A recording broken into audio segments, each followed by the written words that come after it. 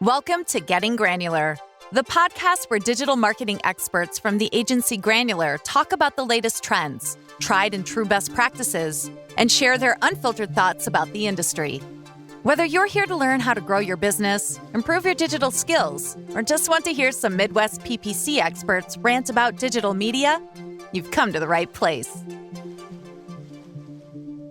Welcome to the Getting Granular podcast. I'm your host, Steve Kroll. I'm the Vice President at the agency Granular. Today we're talking to Mike Fleming, Director of Paid Media at Granular, and we're going to dive right into the topic of why business-to-business marketers need a paid social strategy.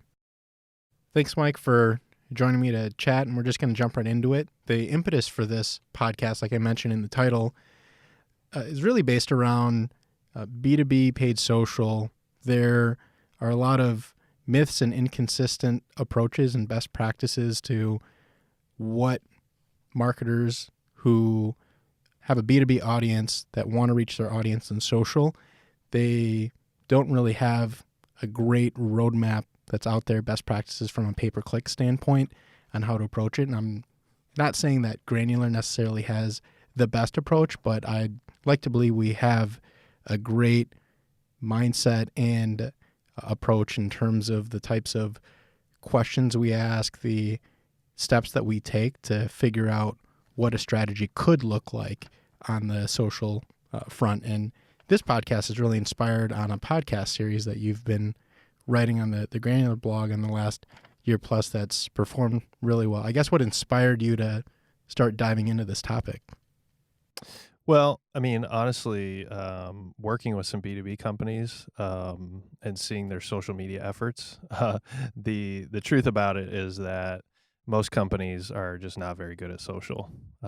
They think that social media is about posting updates about their company and how great their company is, and that just really isn't what social media is all about. It's in the name, right? Social media, and so we know in the context of a cocktail party, if someone's walking around talking about themselves all the time and not interested in, who they're interacting with, that's not a good strategy at a cocktail party. So why would it be a good strategy on a social media site? And so, I was just kind of motivated to basically to find out, why, what does paid social have to do with social media strategy? Because there's kind of the organic side of it and there's also the paid side of it. And why would it be advantageous for a B2B company who, typically thinks that social media is not a great platform for them? Why is it important to be on social media? And so that was kind of the questions stirring around in my mind that made me hunt down some answers for that. What I've really heard you talk about, what I've read you write about, is that the audience you're looking to reach, they might be B2B audience, but these are individuals you're looking to reach that happen to be the decision makers at these businesses. So what I'm hoping to do in this conversation is kind of explore, more of the detail around those ideas that you've mentioned in those blog posts around why you need to think about it differently when you're trying to target these users on social platforms, and what you can do with the tools that are provided if you're an advertiser on these platforms versus if you're relying just strictly on the organic posting, quote unquote, free traffic that you get. Right. Yeah, definitely. And I think really what it comes down to is, all the attributes about B2B that make it perfect for social media. And that's kind of counterintuitive to what people typically think. But if you think about it, B2B is a longer term sales cycle, right? You have to sell long-term value on, the value of your product or service. You have to sell to groups of people. You have to sell for longer. Since there's more dollars, there's more people, there's more commitment involved from the business that you're targeting. You have to build more trust and relationship because the investment they're making is usually in the hundreds of thousands or millions, maybe even. You have to ensure the success of the buyer, not just sell to them, the product, but in order to maintain a long-term relationship, you have to ensure that they're successful with you even after they purchase. Um, and you have to sell your service and support more heavily. How can you service my account after I'm a customer?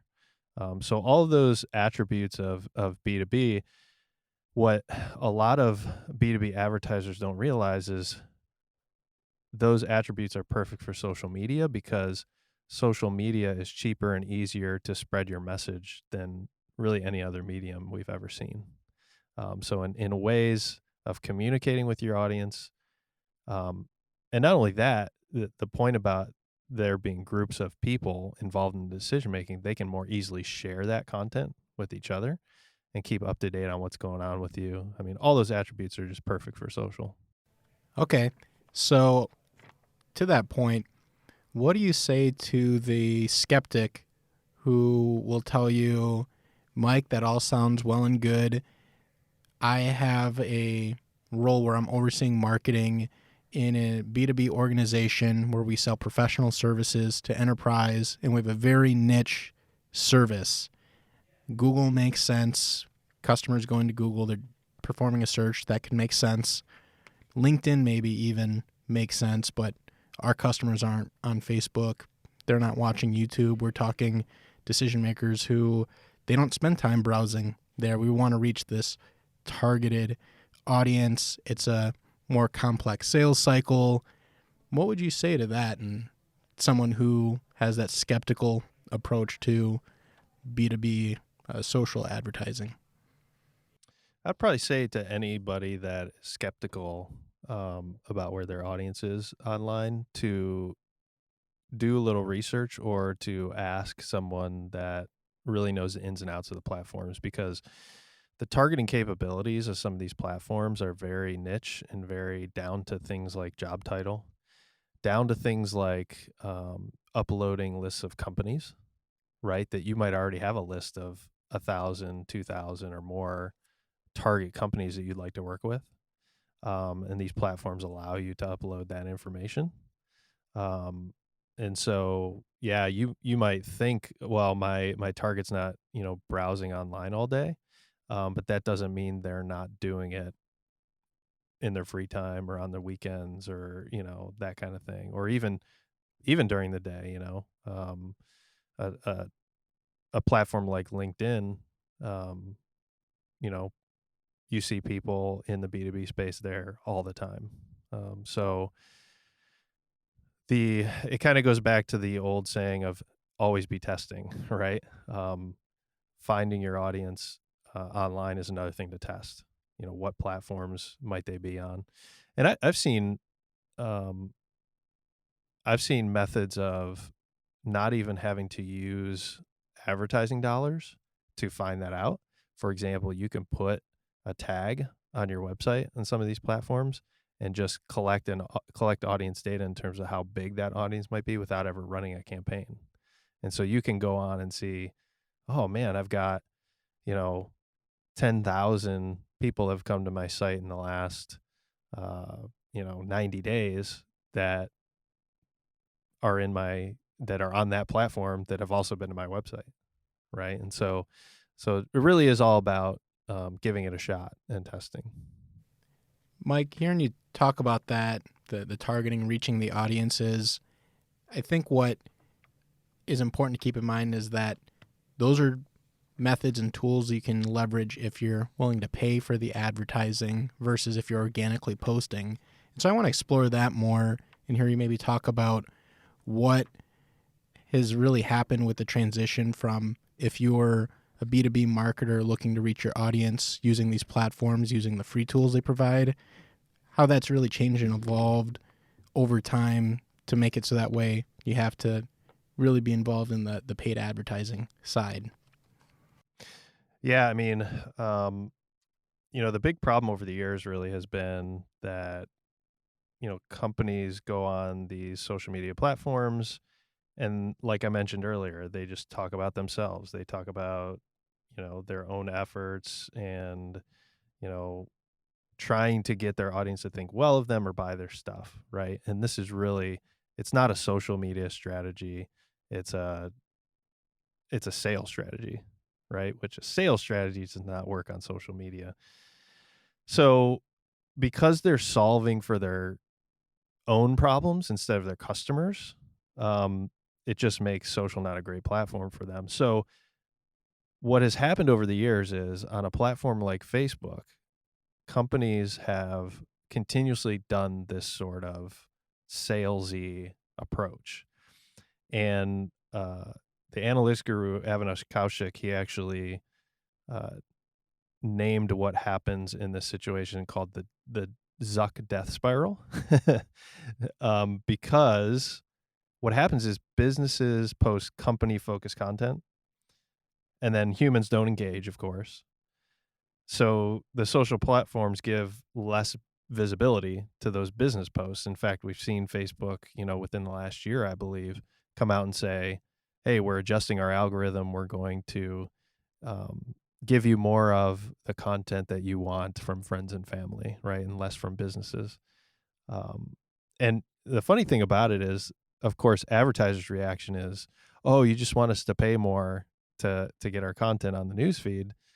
And while that may be true, the reality of it also is, no, you just haven't done a good job of, as a community, giving us content that people want to see, right? And because of that, we need to watch out for ourselves, because people are going to stop using the service if it's annoying to them, right? So what happens is the business post gets less visibility, and so humans are engaging less. And then you keep going on, less visibility, less visibility. So overall, what's happened in this kind of Zuck death spiral is that brands end up getting like less than 1% of reach via their organic contributions on social platforms.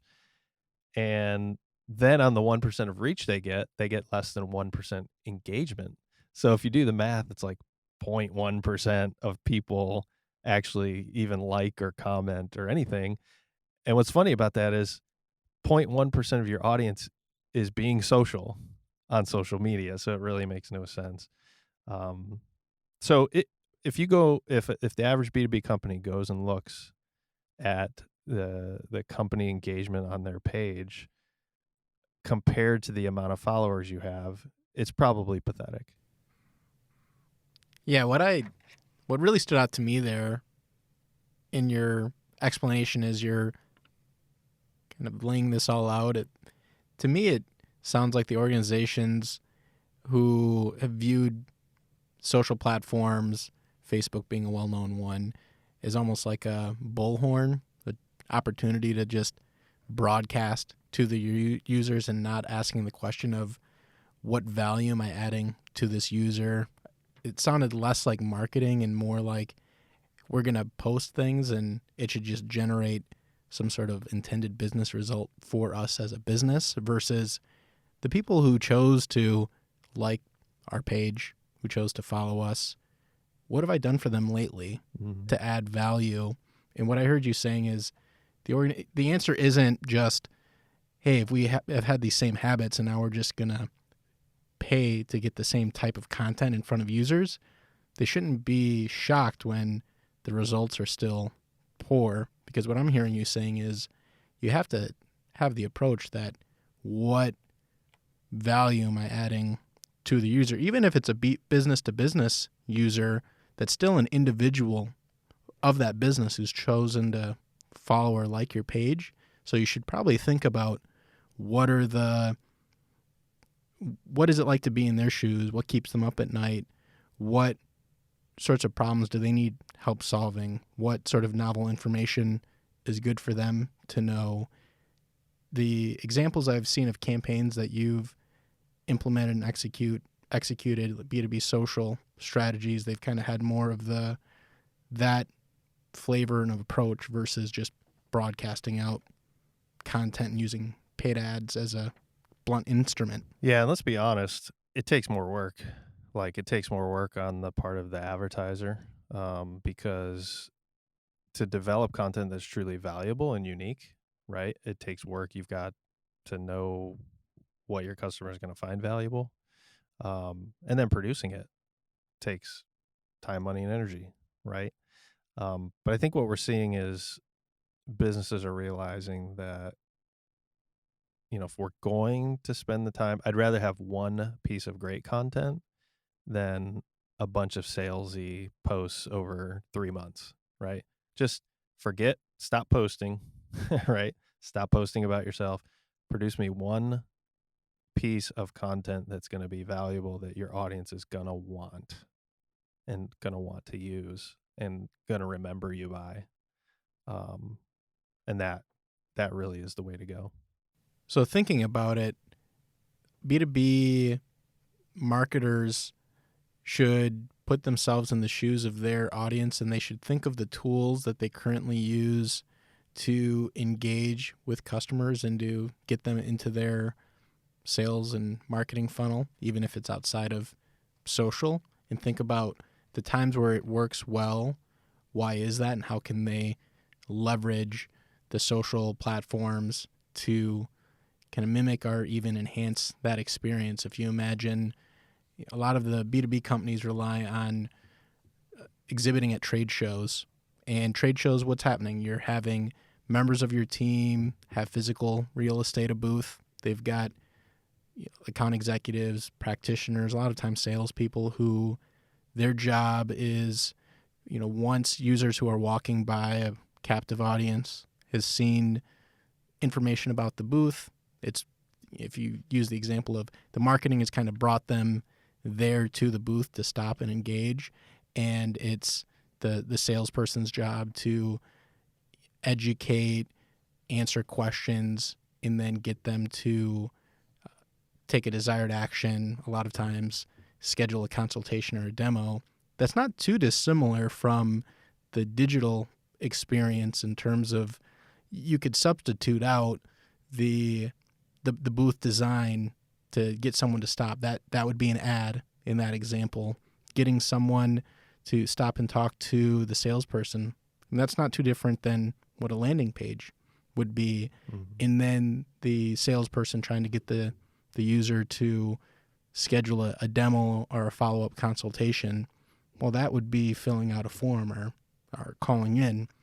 And so obviously a lot of these organizations are investing money, a lot of times quite a bit of money, in trade shows, and they know the tactics that seem to work, being able to interact with the potential customer on their terms, answer questions, qualify them, but they're not mirroring that in their B2B paid social strategy. And so I think that's kind of interesting that when I use that example, a lot of organizations will kind of say, oh, yeah, I guess that is kind of similar to, I've never thought about it that way. Yeah, I mean, it's basically an offline funnel and an online funnel, right? And honestly, 80% or more of a budget in the B2B space for advertising is going to be top or middle funnel, right? Because of that long buying cycle, because of the long decision-making processes that go on, the vetting processes most B2B people need to get, right? Vet 3 companies or something to bring the decision makers. Because of that, most of your efforts are going to be top funnel, valuable information that they're going to need, middle funnel, type stuff, schedule a demo, read our white paper, that kind of stuff. And so thinking about it that way and how you would budget and also the results that you expect, right? Too many times B2B advertisers expect leads from every campaign. It's like, that is not the way to go about it, right? Especially when, if an average sale is hundreds of thousands of dollars, which it is a lot of times, why would you expect one touch point to land that sale? You wouldn't offline, right? So you can't online. That's a good point. And to bring this back to kind of the specifics of paid social and how that tool enables marketers to get in front of their precise audience I think it'd be valuable if you wouldn't mind just walking through kind of the strategy and tactics around how you can reach that user on paid social and you can solve the problem of getting in front of that right person, regardless of where they're at in the funnel. I think that'd be interesting. Yeah, I mean, so paid social, it solves the Zuck death spiral problem, right? Of you posting content, just nobody seeing it, and nobody engaging with it.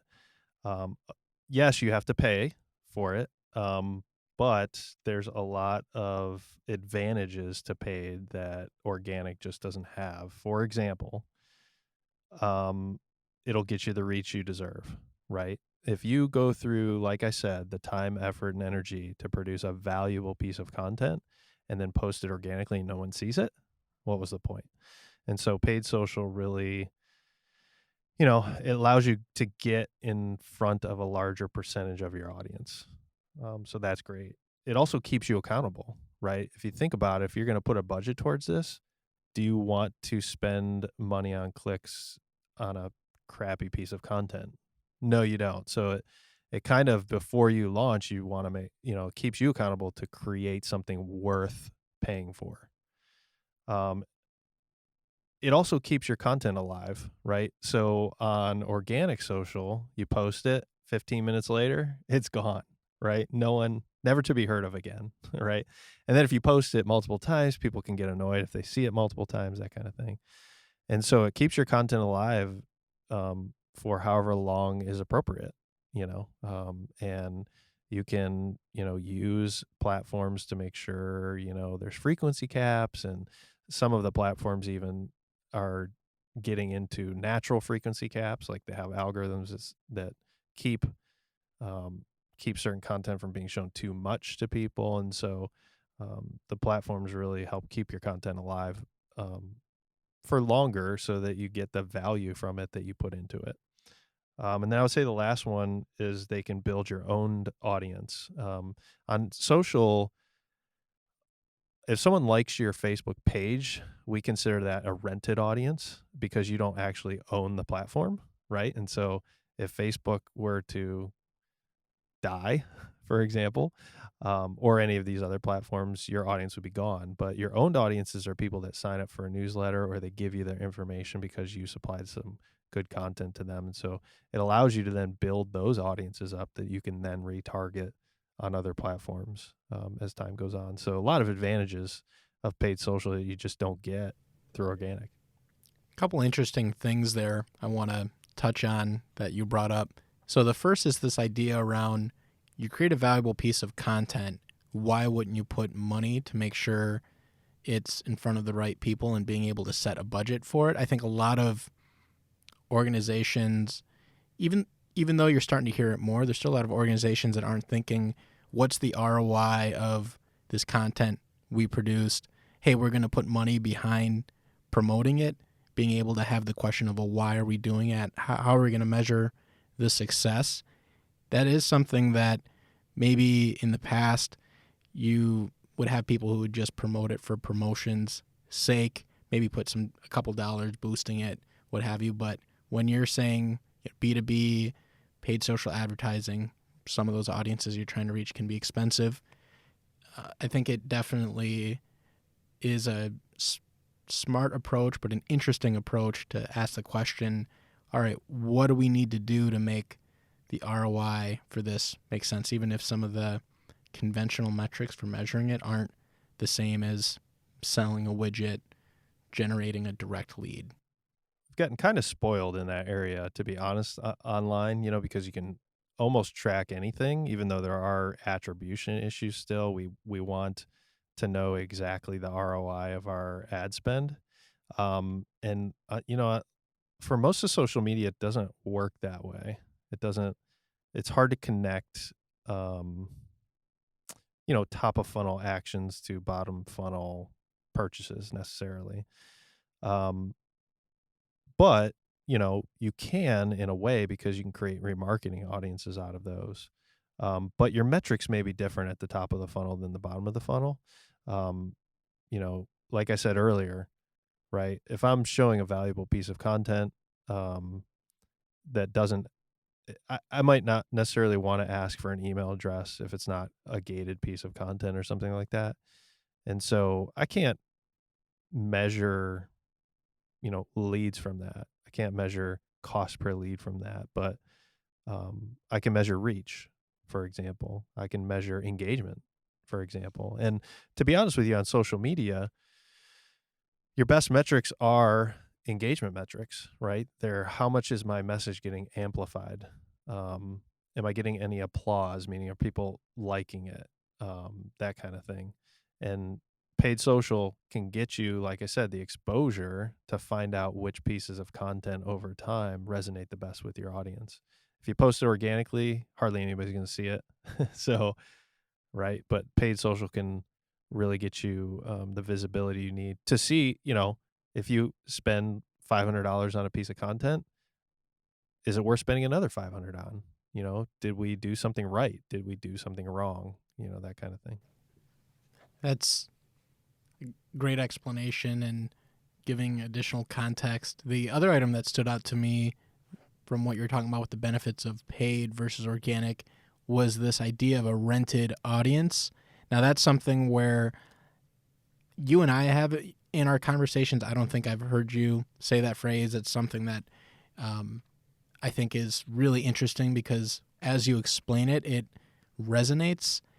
When you think of the platforms like Facebook, LinkedIn, Twitter, Instagram, what have you, that you shouldn't just have the mindset of, hey, we just have followers on those platforms and they can engage with us on that platforms. What I hear you saying is, let's get those, take advantage of the reach and the targeting ability to get in front of the audience, but the goal to get them into the ecosystem of the B2B marketer. They're coming to the website, they're submitting a form. Now they're in their instance of Pardot, Marketo, HubSpot, their own CRM. They have the ability to market to them. They have their contact information. I think that's an interesting insight when you're looking at what the value was to acquire that kind of self-qualified lead who's come through that platform, and not just looking at it as, hey, we ran a likes campaign or a followers campaign on that platform. You're saying, all right, that's fine. If you know going in, that's the goal, is we want to be there, but really should think about this owned audience versus the rent audience. May have found them on one of these platforms, but then now they're in your ecosystem because they've come to your landing page. They filled out a form that's now tied into your marketing automation platform or CRM. Yeah. And, two issues there. Number one is you don't have any control over those audiences, right? The platform does, because they liked your page, but it's really the platform's page with your brand on it. So there's an issue of control there. Like if their policies change, that could change, if their platform changes in the future, that changes. And then secondly, it shows intent. Like if someone is willing to become part of your owned audience, even if they don't purchase from you yet, they've shown intent, and that's a signal, right? It moves them down in the funnel to where are you going to spend the portion of your budget dedicated to actually getting leads and sales, right? Where, like earlier I said, most of your budget's going to be spent on awareness and, driving, people, and really it's finding out who is going to be in your owned audience, right? It's building that and then using your own owned audience to do more of the salesy type stuff and less of the social type stuff. Sure. Yeah, if you don't mind, there are a couple, I don't know what you would call them, I guess, critiques or, putting on the cynic's cap to, being a B2B marketer using paid social. If you wouldn't mind me kind of putting on that cap and asking some questions. So the first would be, hey, you've talked about how you can use these platforms to get content in front of users. You've talked about reach. It would be interesting to hear how you would combat the kind of what a lot of individuals experience are that run campaign targeting some of these audiences that are B2B decision makers, C-suite, where these are very expensive, cost per clicks on LinkedIn, on Facebook. How reliable is that targeting information, especially if you're having to pay, quite a bit of money, cost per click? Aren't there other forms of advertising, or do you really have to have a lot of money going in as a budget before you even get involved in doing paid social? Otherwise, don't do it at all. Well, I would say don't do it at all if you don't have content worthy of it. And then if you do feel like you have content worthy of it, test it with a small budget. Don't roll out and say, okay, we're going to roll out a $10,000 campaign.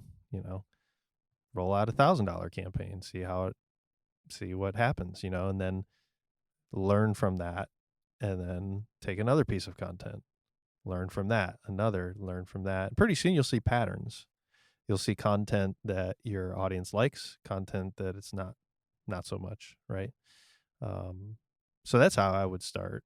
And then, the biggest thing in terms of starting too is when it comes to the quality of your content, are you actually listening to your audience? That's really the key. And so you were mentioning earlier about, the offline process. There's a lot of times the offline interactions that B2B people have, B2B marketers have, should lead to content ideas, right? Because they're talking to their customers, they're talking about their pain points, they're talking about information they need to make a decision, maybe even information that a customer doesn't even know they need to make a decision. All of those are ideas to create content, and not only create content, but then repurpose content in different forms. So you might get an idea for a white paper that might turn into a video, that might turn into a blog post, that might turn into something else. And so, creating all different forms, but really, that's the number one, I think, struggle of B2B marketers when they think about getting into social media advertising is, well, what content do I create? And really the answer to that is let your ears be your guide. Yeah, that is interesting. In the process of Granular, we work with a lot of organizations that their audience is business to business, and as we're trying to better understand their business so we can help them, they have a lot of these insights, whether that's the executive team, sales, marketing, where they know very well their customer, they have all these interactions, and we don't really talk about it that much, but it's kind of interesting when you kind of scratch your head and think, boy, you guys have all of this great content, all of this great data, and you're having a hard time wrapping your head around what does our audience care about? Well, when we've just spent all this time asking you what allows you to be successful, and they're being very effective at saying, we solve these problems, consumers who have these questions, these are the answers that we have, here's how we approach it, here's the process for how we get someone qualified in our system. I know it sounds obvious, but it should really be, all right, how do you take what you just told us and use that as the fuel for the content along the lines of what you just mentioned, that should really be driving it based on what you've just told us. Right. And you're already investing in the talent at your company, right? And that talent may be you if you're the one listening and responsible for this. And so I think part of the B2B marketer's job is listening for what the customer truly needs in the process, whether it's early in the process or late in the process. And so that's your number one job, I think, is to create content worthy of being promoted. So, Mike, what would you say to someone who says, hey, content, great, content. I hear content is king and I have to create content and reach, but Mike, what I really need are leads. I need people in our funnel that are qualified leads for our sales team to follow up on, and I don't have the time to just create content with the hopes that I get people liking and commenting on it because we need to generate leads. Well, that's the cool thing about digital is there's platforms and capabilities for every step of the funnel. So if you think about search, it's just naturally later funnel, because what drives a person to search for your solution? Well, it's because they're probably thinking about purchasing, right? Whereas someone on social isn't actively thinking it's time to purchase what you're offering. So that mix of search and social in your overall media mix is definitely important. And what's cool is that these platforms can communicate with each other in ways. For example, if you get someone on social to come to your website, they now are part of an audience that you can retarget on search. So if they ever do a search, you knew they were at your website before, and you can bid higher or get more aggressive with those people, and vice versa. If they came to your site through search, you can retarget them with a bottom of the funnel like lead form ad that is like, are you ready to make a contact with us, and they can easily do that through social. And so yeah, it's the interplay of the platforms, and typically for any spot in the funnel or any audience, there's a platform that we can find that the audience is there. Awesome. Thanks, Mike.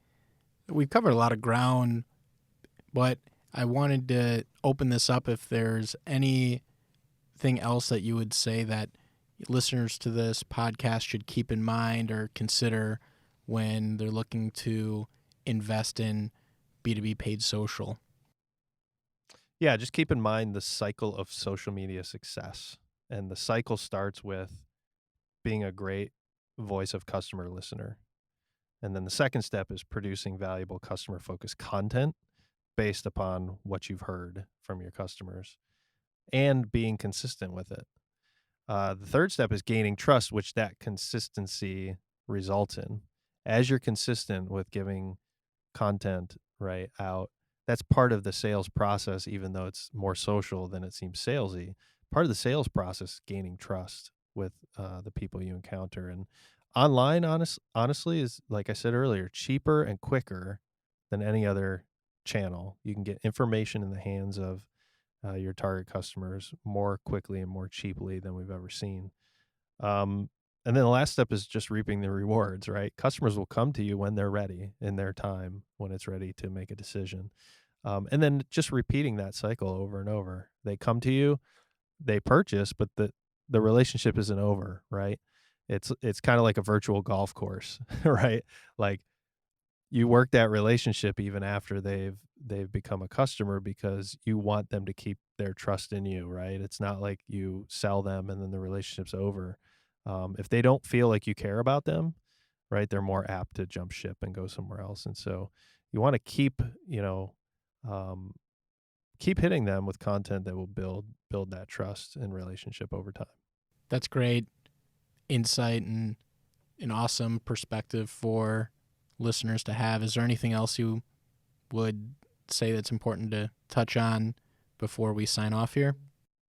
Well, this may seem a little bit selfish, but all of it is quite the project. And, as a PPC manager, the role that I play is to have that knowledge and have that support of how to use that content and how to reach the audience, in the best way possible. So, yeah, my last piece of advice is just find a professional. It's totally worth it. We've seen so much success with just helping, B2B marketers get the ROI that they need. So don't be hesitant. Just like in any walk of life, focus on what you're good at, and work with people that are good at what they're good at. Awesome. Yeah, that should be the obvious one.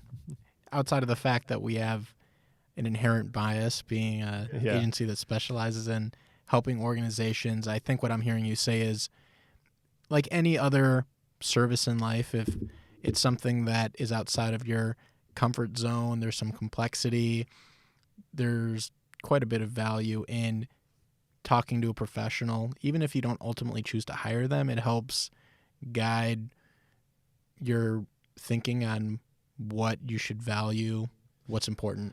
Yeah, I was just listening to, I caught a Dave Ramsey video, and he was talking about buying a home. And the reason I caught it is because I'm actually looking for a new home. And so what he said, it was kind of interesting, because sometimes people debate on whether work with real estate agents or not. And he was on the side of like, definitely get a good real estate agent, because if you make a 5% mistake selling the house by yourself on a $200,000 home, that's $10,000. And that's more than the commission of a real estate agent. So I'm thinking to myself, okay, would I make a 5% mistake? Probably, because I have no idea what to do in real estate, what to price my house at, or, any of that kind of stuff. So I kind of like that analogy. It's like, ultimately, yeah, you are shelling out some money for that benefit, but is it more than what you would cost yourself because you're just not proficient, at what you need? Thanks for listening to the Getting Granular podcast. Be sure to subscribe so you don't miss out on any PPC tips, tricks, or news in the digital marketing world. Also, be sure to visit our website for more content at granularmarketing.com. This is your host, Steve Kroll. Thanks for getting granular with us today.